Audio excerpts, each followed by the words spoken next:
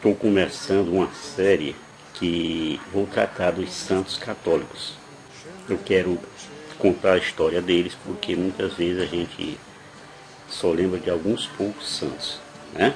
E mesmo assim nem sabe da história direito.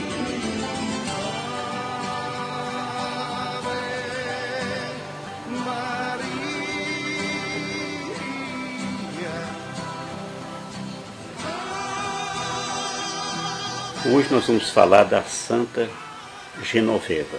E nessa Santa Genoveva a gente não pode confundir com a Santa Genoveva de Brabante, que é uma outra história.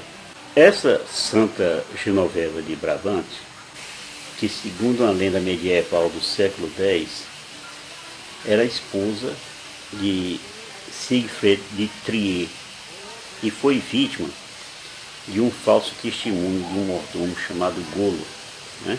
Isso é lenda. Por isso ela foi condenada à morte e depois foi perdoada pelos seus algozes. Ela viveu 6 anos por causa desse falso testemunho, 6 anos com o filho numa caverna nas Ardenas. Nesses 6 anos ela só foi alimentada por uma corça.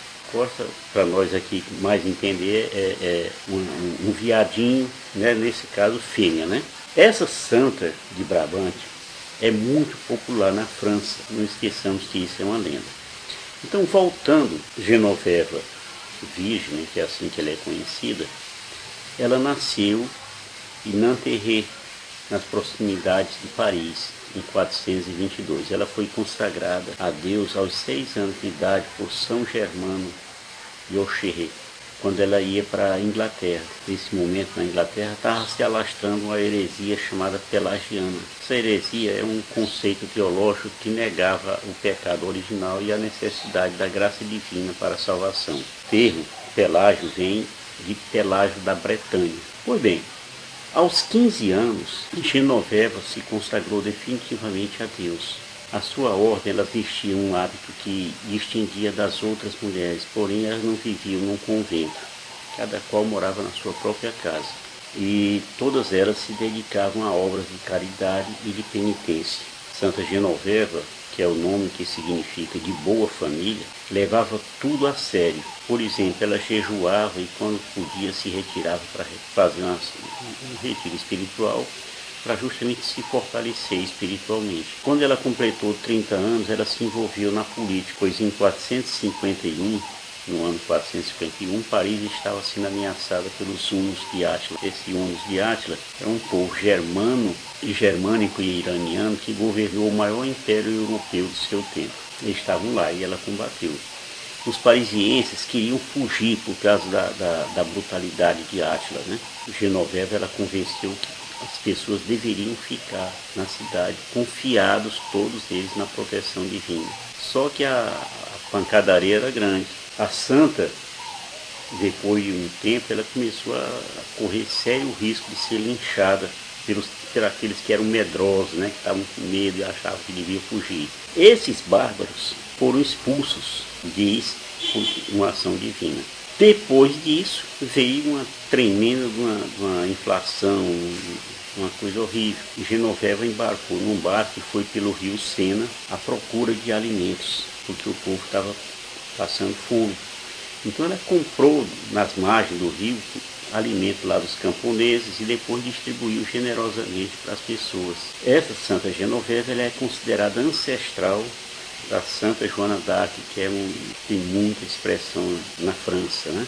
Em 1793, aconteceu que os jacobinos da Revolução Francesa destruíram parte das relíquias da santa e profanaram a basílica que tinha sido construída em homenagem a ela, transformando-a no famoso Panteão. Panteão significa mausoléu dos franceses ilustres. Contudo, o culto de Santa Genoveva continuou na igreja de Santo Estevão do Monte. Eu lhe falei dos jacobinos, mas vou explicar o que são esses jacobinos. Foi um movimento criado no século XVIII, durante a Revolução Francesa, 1793 por aí. Criado por quem? Por pequenos burgueses e proprietários rurais franceses, né, que se reuniram em Paris, no convento dominicano de Saint-Jacques. Eles defendiam reformas sociais. E na Assembleia Nacional eles se sentavam do lado esquerdo da sala de reunião. Aí você entende por que quando a pessoa tem esse lado social é chamado de partido de esquerda, né? Ou esquerdista. Justamente vem daí, dessa reunião do tempo dos jacobinos, tá bom? A Santa Genoveva, ela morreu em 3 de janeiro de 502, aos 89 anos. Ela foi enterrada na igreja dos Santos Apóstolos Pedro e Paulo, que ela mesma ajudou a construir. Ela foi sepultada ao lado lá do rei Clovis e da sua esposa Clotilde.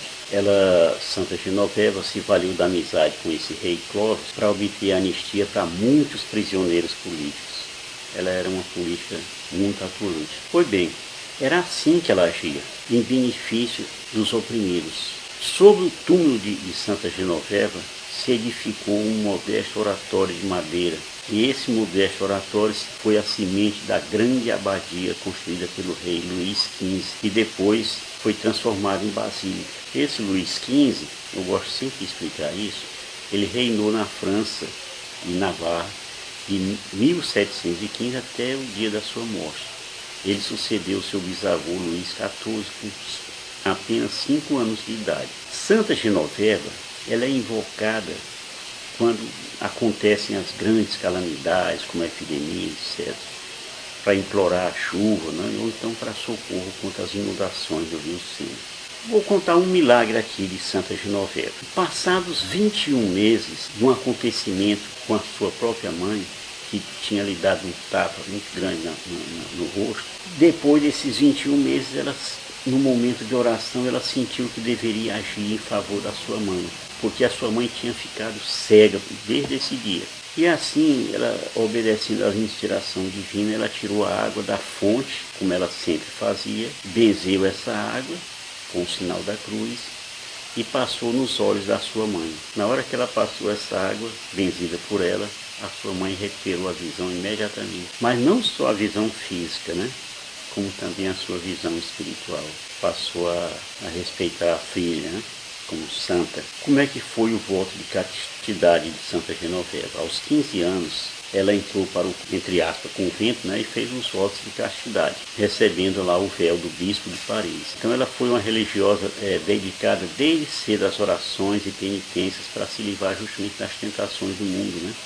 E ajudar as almas no caminho da santidade. Ela dormia no chão, você tem uma ideia, ela comia pão e cevada somente. As grandes construções de Santa Genoveva. Santa Genoveva, ela liderou a construção da igreja sobre o túmulo de São Dionísio. Foi o primeiro bispo de Paris e foi mártir, né? Esta igreja, ela se transformou depois na abadia de Saint-Denis, onde foram enterrados os reis da França. E posteriormente intercedeu junto ao rei Clovis, como eu falei agora, que construísse a igreja dedicada a São Pedro e São Paulo. Se você não conhecia Santa Genoveva, pelo menos parte da história se está conhecendo agora. Na hora das inundações, das epidemias, rogue pela Santa Genoveva, que ela vai interceder. Shalom do Pai.